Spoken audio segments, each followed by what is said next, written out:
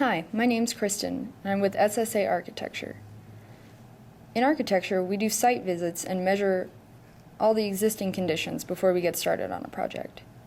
So today I'm going to show you a little bit about doing a site measurement using Chief Architect's Room Planner. Now, Room Planner is a pretty cool app because once you find all your dimensions and put in everything you can with the app, you just send it from the cloud straight to your Chief Architect account so you can keep going and add other floors and continue on with the project. So for this example, I have my master bathroom here. I started with one room, added on the second part, and the third. So for both of these, I started with L-shaped rooms and dimensioned them using a Bluetooth connected laser. You can connect your laser going into the settings and looking at Bluetooth measuring devices. So right now I'm not going to do that, so I'll just show you about the bathroom I have here. So as you can see, I pulled all these furnishings from the catalog available. Now, if we just wanted to look at the rooms themselves and the measurements, we can turn off the furnishing.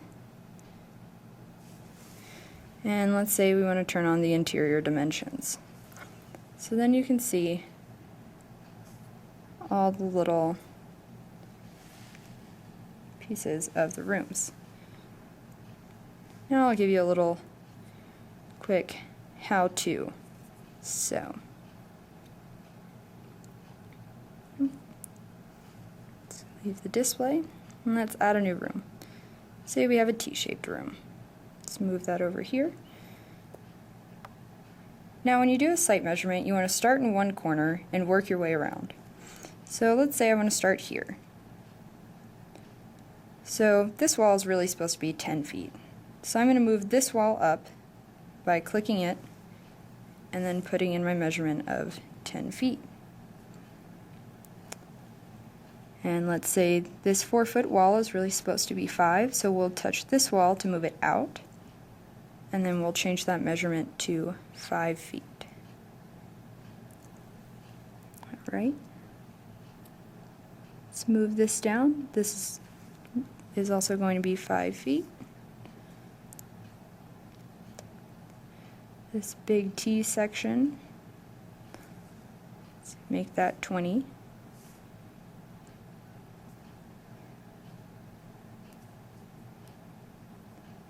And then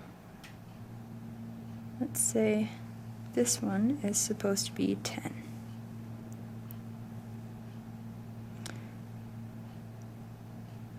Right. This little leg is going to be 10 as well.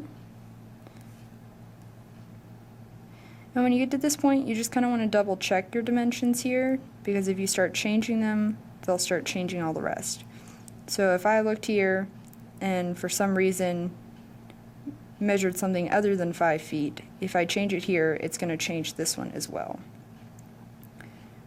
So it's good to double check, but don't try and change every dimension or you'll just keep going around in a circle changing all the rooms' dimensions. So let's say you have a weird room with an angle, or this triangle right here is actually a room.